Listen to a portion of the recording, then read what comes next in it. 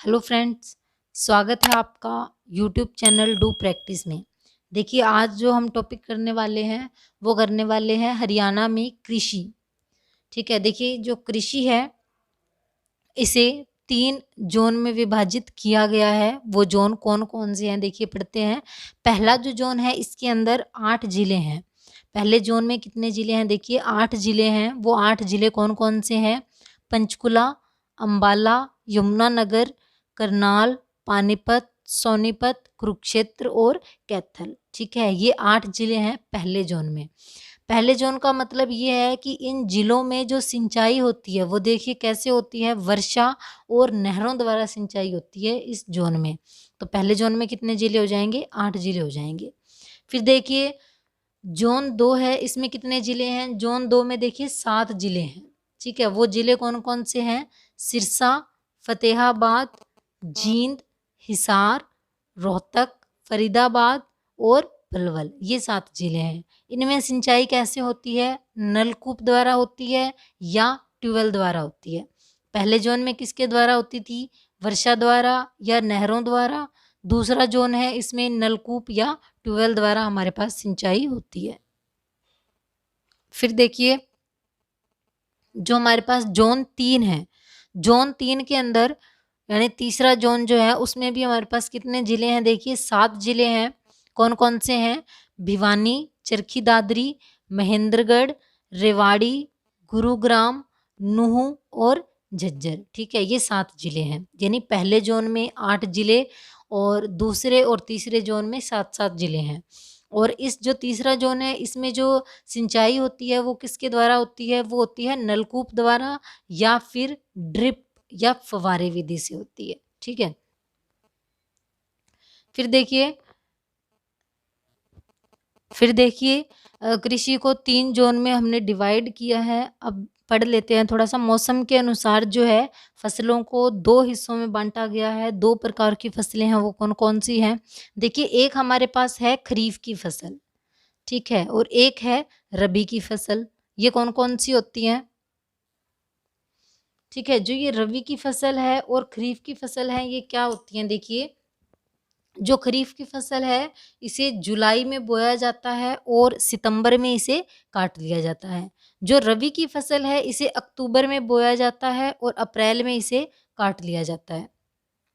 देखिए खरीफ की फसल कौन कौन सी हो जाएंगी हमारे पास? चावल, गन्ना और कपास। ये जो खरीफ की फसल है, मक्का और बाजरा। रबी की फसल कौन कौन सी हैं देखिए? गेहूं, चना, जौ, सरसों और मटर। ये जो है हमारे पास ये कौन सी है? रबी की फसलें हैं।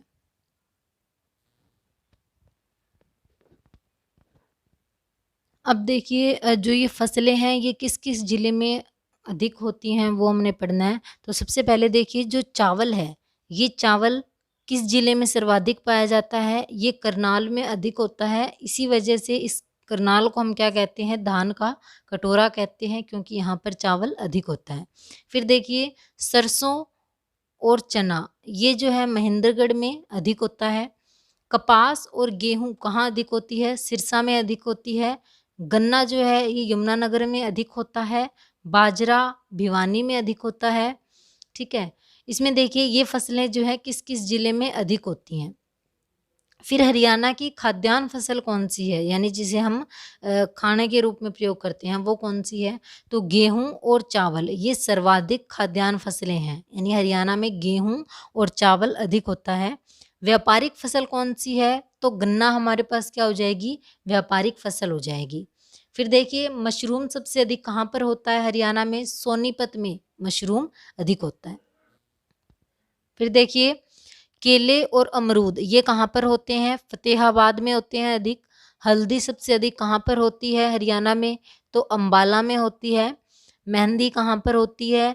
फरीदाबाद में। ठीक है, ग्लेडियोलस जो फूल है ये कहाँ पर होता है? ये गुरुग्राम में होता है। फिर देखिए सबसे अधिक सब्जियां किस जिले में होती हैं? तो कुरुक्षेत्र के अंदर सर्वाधिक सब्जियां होती हैं। और सब्जियों में कौन सी सब्जी अधिक होती है? तो आलू अधिक होती है।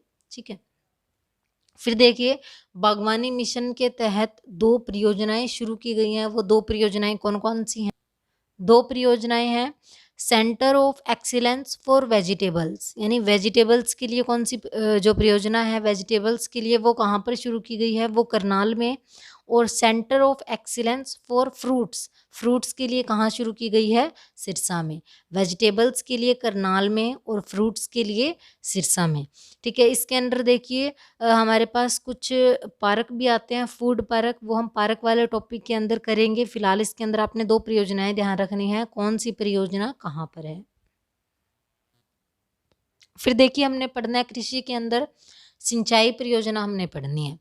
देखिए सिंचाई परियोजना के अंदर यानी हरियाणा में जो सिंचाई होती है वो किन किन नहरों द्वारा होती है वो हमने पढ़ना है। तो सबसे पहले देखिए जो पहली नहर जो हमारे पास है पश्चिम यमुना नहर है। ठीक है, पश्चिम यमुना नहर। अब पहले ये समझ लीजिए इसका नाम पश्चिम यमुना नहर क्यों है। अब देखिए हरियाणा के पूर्व में यमुना नदी बहती है, यानी कि यमुना नदी के पश्चिम में हरियाणा है, तो यमुना नदी के जो पश्चिमी हिस्सा है वहाँ से इस नहर को निकाला गया है, तो इसका नाम क्या हो गया, पश्चिम यमुना नहर। कहाँ से निकाला गया है, यमुना नदी से। और कौन सी जगह से, तो जो ताजे वाला जगह है वहाँ से इसे निकाला गया है। कहाँ से, यमुनानगर से।